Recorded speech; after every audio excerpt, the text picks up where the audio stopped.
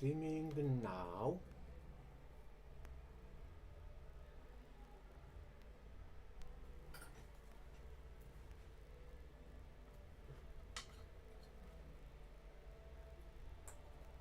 Marvellous.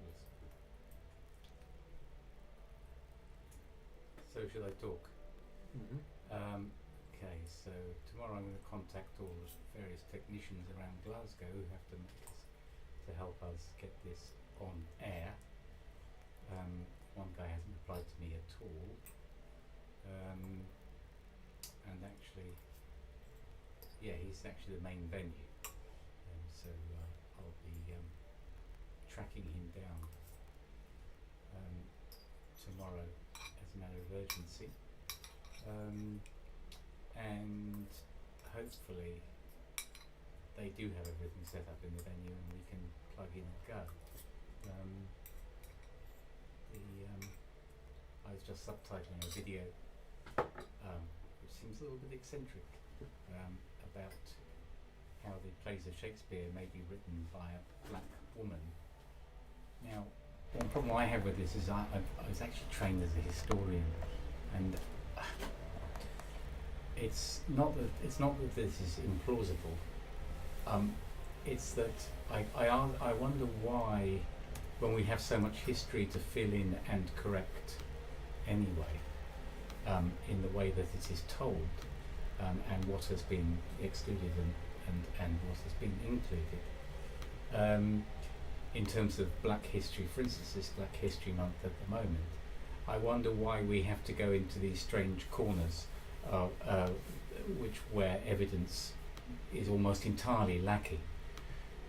This concerns a woman called Emilia Lanier, or Bassano, who's actually a very interesting figure, because she was the first female poet to be published in England, and she was Italian.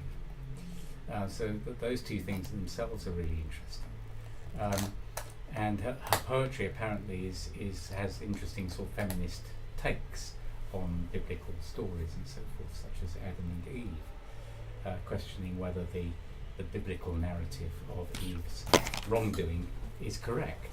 Now that sounds really, really interesting as for an early 17th century phenomenon going on in English literature. So we don't need to actually then create a myth that she was not Italian but Moroccan, and also of a dark complexion, and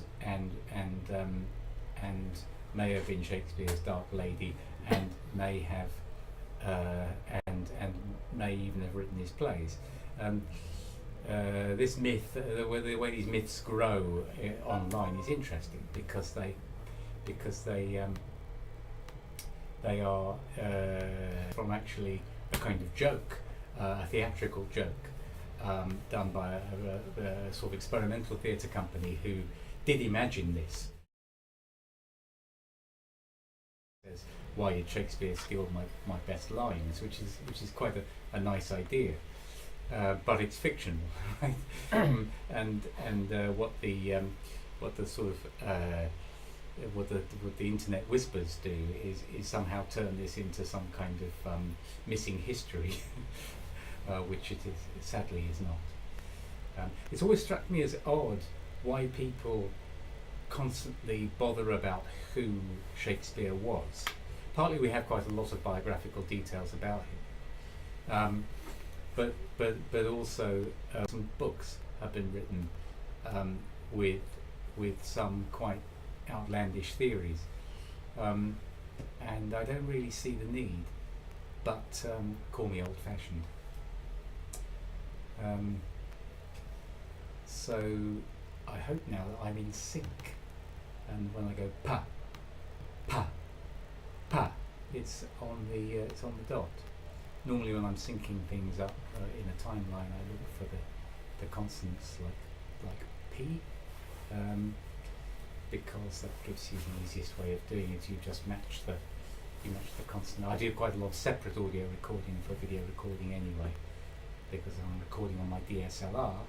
It doesn't chord sound sync very well. I mean, it's very hissy and kind of, it's only a reference track.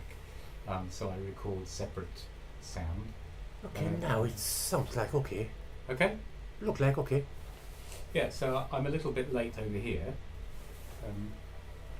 I'm just watching here and on Uh-huh. the last 2 minutes. Yeah.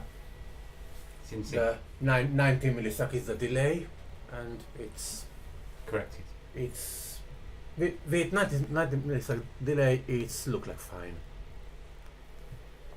90 milliseconds. 90 millisecond delay. Okay.